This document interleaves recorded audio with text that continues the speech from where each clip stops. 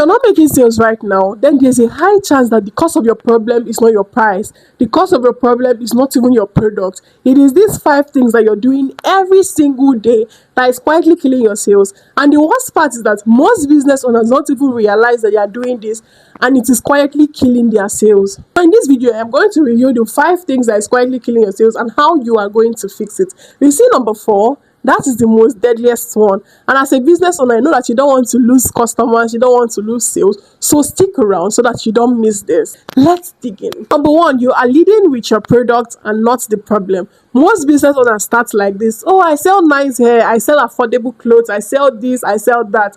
Which is very wrong. Most customers don't wake up thinking about your product or your services. They wake up thinking of their own problem. Oh, this acne does not want to clear. Oh, this my wig that I bought last week was already spoiled. Oh, this happened. They wake up with their problem. So it is now left for you as a business owner to start marketing your products with the problem they are with the problem that they are already experiencing. So instead of saying I sell skincare, you can say something like this. If you have been struggling with your acne for years, and you've been struggling with your acne for months, this product is definitely going to clear those spots in 6 months. Or you get the point, Sha. Just start with the problem they are already experiencing. Number 2, you are giving price without value. When a customer asks you, oh, how much is your product? And you open this your big mouth and shout, hey, I'm selling 25,000. They'll be like, okay.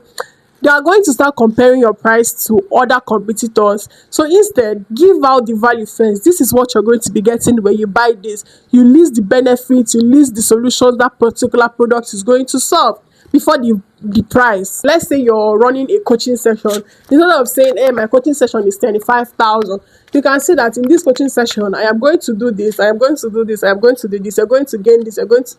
Then you now attach the price.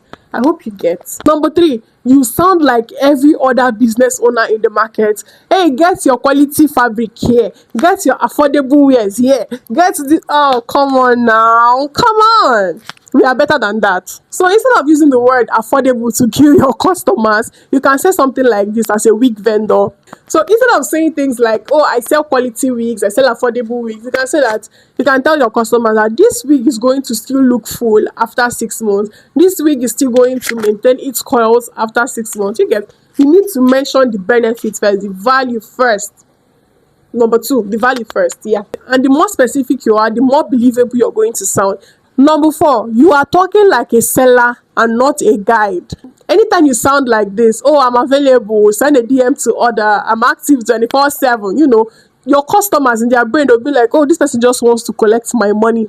So instead of always sounding salesy and very pushy, you can say things like this. Instead of saying, oh, I get it now, you can say, if you've been struggling with this, ...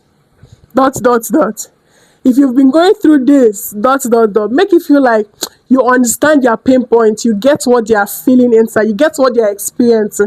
Then they'll want to give you listening ears, and at the end of the day, oh my God, I'm sorry, it's getting darker and it wants to rain. So ignore. I want to speak this English now. Please ignore. Please ignore my environment. It's raining heavily outside, so... Number 5, you are not telling people what to do next.